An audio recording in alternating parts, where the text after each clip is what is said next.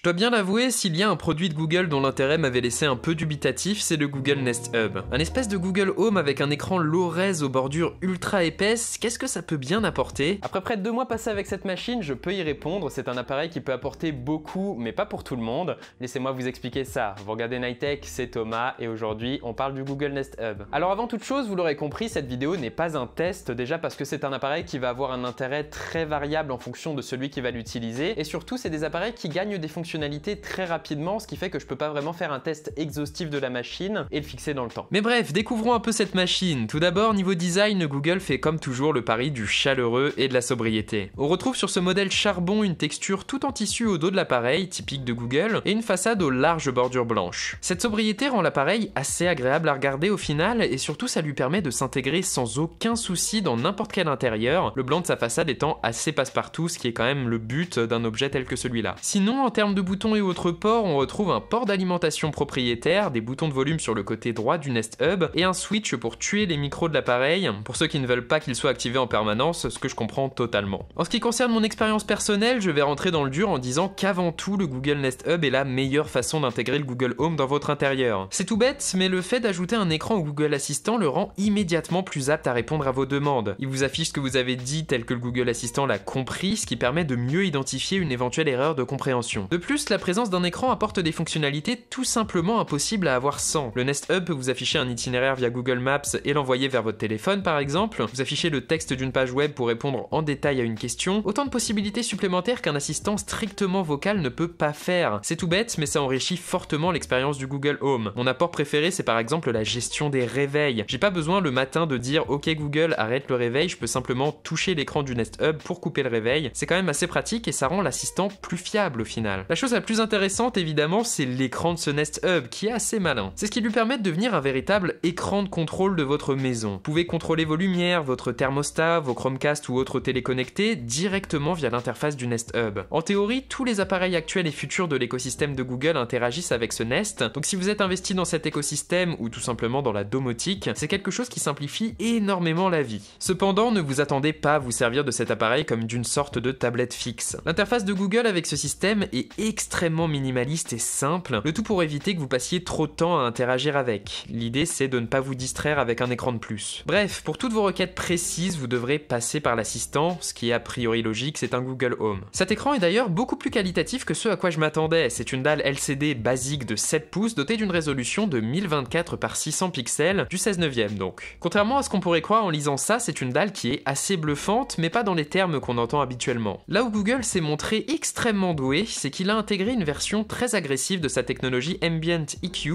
également disponible sur les Pixel 4. Cette technologie ajuste la dalle, ses couleurs, sa luminosité et sa balance des blancs aux conditions de lumière ambiant. Concrètement, cet ajustement constant donne l'impression que cet écran est vivant et que son contenu est presque organique, comme si ce qu'il affichait était en fait imprimé sur du papier. Rien que pour ça, ce Google Nest Hub gagne le titre de meilleur cadre photo selon moi, d'autant qu'il fonctionne en parfaite harmonie avec le très populaire service Google Photos. Cet écran est absolument bluffant par son intelligence. Lorsqu'il détecte une situation de très basse lumière, quand vous allez vous coucher par exemple, il diminue sa luminosité jusqu'à ne plus émettre de lumière du tout, le tout en affichant une horloge bien pratique pour checker l'heure au milieu de la nuit. C'est assez impressionnant venant d'un écran qui n'est pas OLED, et c'est vraiment un point que Google a travaillé et ça se ressent. Autre touche d'intelligence remarquable, le Google Nest Hub ne dispose d'aucune caméra, mais il sait quand vous êtes là et quand vous approchez votre main pour interagir avec lui. Il utilise en fait des ultrasons pour détecter les mouvements autour de lui et je sens que ça va en effrayer certains. Alors rassurez-vous, cette technologie ne permet pas d'obtenir une image précise de vous ou de la pièce dans laquelle l'appareil se trouve, mais simplement il permet de détecter les mouvements autour du Nest Hub. Ça permet à l'écran de n'afficher les contrôles multimédia que lorsque vous êtes effectivement présent par exemple, c'est très malin. Chose qui m'a un peu déçu cependant, ce Google Nest Hub n'est pas pensé pour être un appareil multimédia du tout. J'espérais pouvoir me servir de ce Nest comme petit écran d'appoint pour mettre une série ou un film pendant que je travaille sur mon bureau, mais ça ne fonctionne qu'à moitié. Déjà ce qui marche, vous pouvez à la manière d'un Chromecast ou en demandant gentiment au Google Assistant, lancer des vidéos YouTube ou même utiliser les très bons services MyCanal ou OCS qui sont très sous-cotés d'après moi d'ailleurs. Le problème c'est que mes services de streaming préférés, à savoir Prime Video et Netflix, ne sont pas compatibles pour une raison qui m'est totalement inconnue honnêtement. Bref, je vais continuer à tuer la batterie de ma tablette pour regarder Netflix toute la journée, mais bon. Après, quand le multimédia fonctionne, il faut avouer que le Nest Hub est un très bon petit écran où suivre ses youtubeurs préférés, et c'est d'autant plus vrai que sa partie sonore est excellente. C'est plus ou moins les mêmes performances que le très satisfaisant Google Home classique, mais avec un peu moins de basse j'ai l'impression. Très sympa pour mettre un petit peu de musique d'ambiance, idéal pour une chambre, un bureau ou pour la cuisine, d'autant que la quasi-totalité des services de streaming sont compatibles, que ce soit YouTube Music, Spotify ou Deezer, bref, c'est très correct. En conclusion, le Nest Hub représente tout ce que j'adore dans l'écosystème de Google. C'est un petit appareil chaleureux, malin, qui s'intègre parfaitement dans votre quotidien et vous apporte un petit coup de pouce supplémentaire dans votre journée, sans pour autant vous distraire, je dirais, en minimisant les interactions que vous aurez avec, mais en maximisant son utilité. C'est, en mon sens, ce qui devrait être l'intérêt de toute technologie, quelque part. Pour 129 €, je pense que c'est un excellent investissement si vous appréciez cette philosophie, que vous êtes engagé dans l'écosystème de Google ou tout simplement dans la domotique. Et effectivement, c'est peut-être un meilleur investissement qu'un Google Home classique, voire même qu'un Nest Mini,